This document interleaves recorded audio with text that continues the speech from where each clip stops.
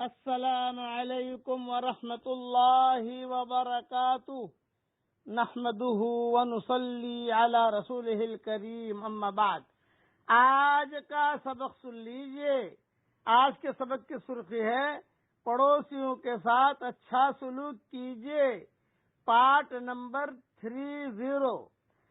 ایک صحابی حضرت ابو مسعود بدری رضی اللہ تعالیٰ عنہ فرماتے ہیں کہ ایک مرتبہ میں اپنے غلام کو کوڑے سے مار رہا تھا۔ اسی درمیان میں نے اپنے پیچھے سے یہ آواز سنی، اعلم ابا مسعود، اعلم ابا مسعود، ابو مسعود خبردار، ابو مسعود خبردار۔ مگر میں غصے کی شدت کی وجہ سے یہ نہیں سمجھ سکا کہ آواز دینے والا کون ہے۔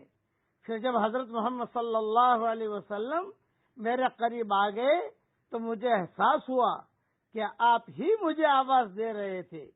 چنانچہ حضرت محمد صلی اللہ علیہ وسلم کی ہیبت سے میرے ہاتھ سے کوڑا گر گیا تو آپ صلی اللہ علیہ وسلم نے ارشاد فرمایا، ابو مسعود اچھی طرح جان لو کہ جتنا تم اپنے اس غلام کو مارنے پر قادر ہو، اس سے زیادہ اللہ تعالی تمہیں سزا دینے پر قادر ہے۔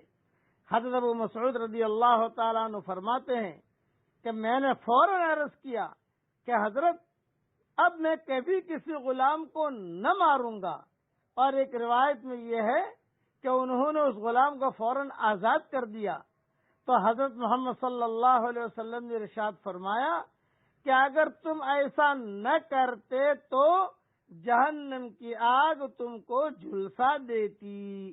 یہ حدیث مسلم شریف میں ہے۔ ملازمین بھی بہرحال انسان ہیں، نوکر بھی بہرحال انسان ہیں، ان سے غلطی ہو سکتی ہے۔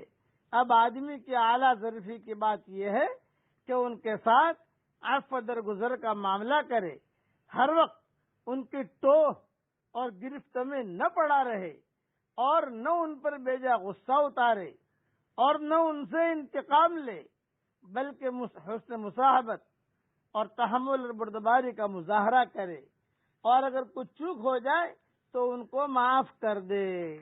یہی معاملہ آج کل کے ڈرائیوروں، آج کل کی نوکرانیاں، ملازمائیں اور گھر میں کام کرنے والیاں، ان کے ساتھ ہونا چاہیے۔ اب پڑھ لیجئے میرے ساتھ، یہ دعا جو پڑھا رہا ہوں یہ بہت زبردست ہے کہ اس سے اللہ تعالیٰ بہت خوش ہوتے ہیں۔ اللہ سے اس کی شان کے مطابق اجر لینے کا 90 نسخہ ایک مرتبہ پڑھ لیجئے۔ دھیان سے پڑھیے میرے ساتھ، یا رب لک الحمد کما ینبغی لجلال وجہک وعظیم سلطانک۔ ترجمہ پڑھ لیجئے، اے میرے پروردگار، حقیقی تعریف آپ ہی کے لیے ہے،